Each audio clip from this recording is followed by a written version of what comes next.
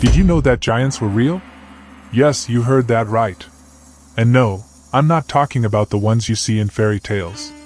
We're talking about actual giants mentioned in one of the world's most famous books, the Bible. Now, here's the twist that no one seems to tell you. These giants aren't just some ancient legends. They have a dark secret. Ever heard of the Nephilim?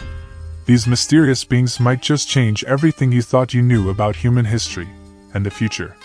Stick with me, because we're going to dive deep into the origins of these giants, where they came from, and why you might still need to know about them today.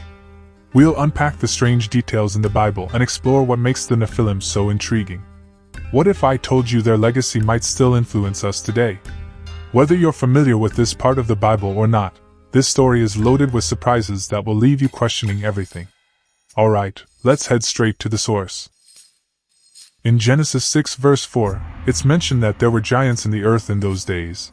And not just that, it says these giants were the product of some very mysterious beings, the sons of God.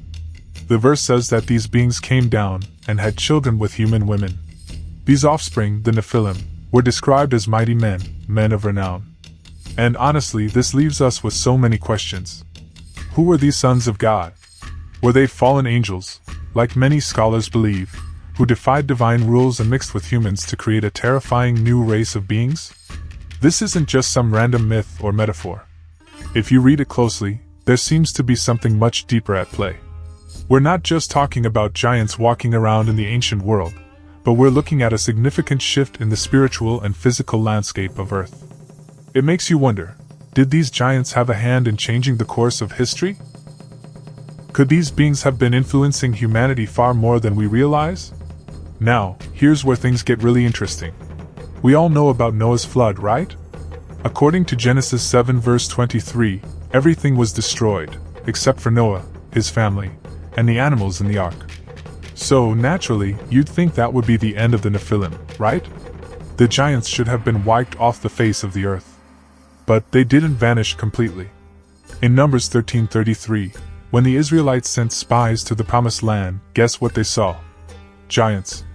Again. The giants, specifically the sons of Anak, were mentioned, and the spies even compared themselves to grasshoppers in their presence. Now, how is this possible? If the flood was meant to wipe out all the evil on earth, how did giants make a comeback? Well, some theories suggest that the giant's bloodline may have survived through Noah's own family, particularly through his son Ham. And even after the flood, certain people might have carried on that twisted lineage, whether it was by divine corruption or just some other mysterious means. So the real question is, was the flood really the end of the giants? Or did they continue to lurk in the shadows, influencing history?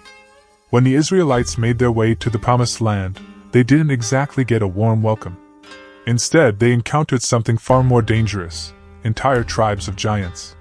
Deuteronomy 2 verses 10 to 11 describes the Emim, the Rephaim, and the Anakim, giant tribes that lived in Canaan. These tribes were described as being great, many, and tall, and when the Israelites reached their territories, they realized they weren't dealing with ordinary people.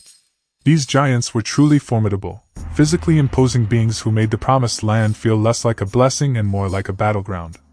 But what was their purpose in all this? Why did these giant tribes occupy such strategic regions like the mountains of Judah and Bashan? Was it just about physical strength, or were these giants part of a bigger spiritual battle that spanned generations?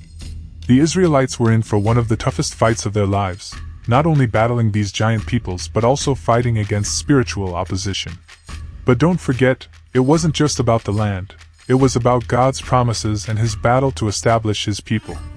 Let's talk about one giant who truly stood out, Og, the king of Bashan. Now, Og wasn't just any ordinary giant. He was the last of his kind, a direct descendant of the Nephilim. In Deuteronomy 3 verse 11, we get a wild detail about Og. His bed was a massive 13.5 feet long and 6 feet wide. I mean, can you even imagine needing a bed that big? This guy was seriously huge. Og ruled over Bashan, a fertile region that was strategically important for the Israelites. His defeat wasn't just a military victory. It was a symbol of God's triumph over the forces of evil. You see, Og and his people weren't just physically imposing. They were part of a spiritual resistance to God's plans for Israel. And when Joshua took down Og, it wasn't just about conquering territory. It was about reclaiming the land for God's purposes. This victory was monumental, not just for the Israelites, but for anyone who believes that spiritual forces can be overcome by faith and divine power. Og's story is a reminder that giants, whether literal or symbolic, are not invincible when God's will is in play. Then, of course, we can't forget about the most famous giant of all, Goliath. You've probably heard the story of David, the young shepherd boy, taking down the giant with nothing but a sling and 5 smooth stones. But what's truly fascinating here is that Goliath wasn't the only giant. The Bible tells us that Goliath had brothers, yes, more giants. And these guys were no joke either. One even had 6 fingers on each hand and 6 toes on each foot. That's a level of giantness we don't see every day. But David's victory over Goliath wasn't just a victory of physical might. It was a victory of faith. David, with no military experience, stood up to a giant that struck terror into the hearts of Israel's finest warriors. And he did it with nothing more than his belief that God would give him the strength to defeat this physical and spiritual adversary. It's a reminder that, with faith, even the biggest, most intimidating giants in our lives can be overcome. Now, here's a thought that might blow your mind. What if giants never truly disappeared? Sure, we don't see any 13-foot-tall people walking around today, but that doesn't mean their legacy is gone. Across the globe, there are tales of giants in various cultures, from the Greek Titans to the Norse Jotnar. Could these be ancient echoes of the Nephilim's legacy?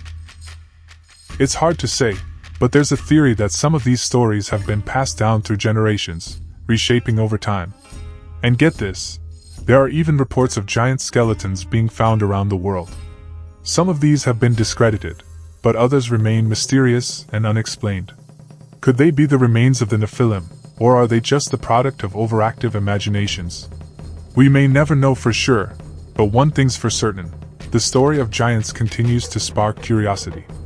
But here's the real question, could these giants still exist in some form today, spiritually or physically?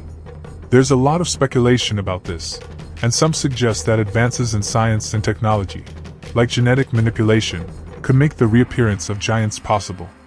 It's a thought-provoking theory, especially when you consider that the giant's story might be less about physical size and more about spiritual opposition to God's kingdom. Alright, let's wrap this up. What do the giants of the Bible really mean for us today? Sure, the physical giants may not be marching around in front of us, but the spiritual battle they represent is still very much alive. The giants were more than just big, scary figures. They were symbols of defiance against God's plan. And if we look closely, we can see that the struggles we face today, whether they're doubts, fears, or challenges, can feel like giants standing in our way. But just like David faced Goliath with faith and overcame the impossible, we too can conquer our giants by trusting in God. As we look toward the future, we can't help but wonder if these giants will make a comeback in some form. Whether it's through spiritual forces or perhaps even some futuristic genetic experiments, the legacy of the Nephilim reminds us of the constant struggle between good and evil. But here's the truth, with God, even the smallest among us can overcome the biggest challenges. So, what giants are you facing today? Are there areas in your life where you need to stand firm, just like David? Whatever your giants may be, remember, victory is possible, if we put our trust in the right place. If this video made you think twice about the giants in the Bible and their impact on our world today, don't forget to hit that like button. And if you want to dive deeper into more biblical mysteries, don't forget to subscribe and ring the bell for notifications, because we've got plenty more to uncover together. Thanks for watching, and remember, no matter how big your giants are, with faith, you've got the power to overcome them.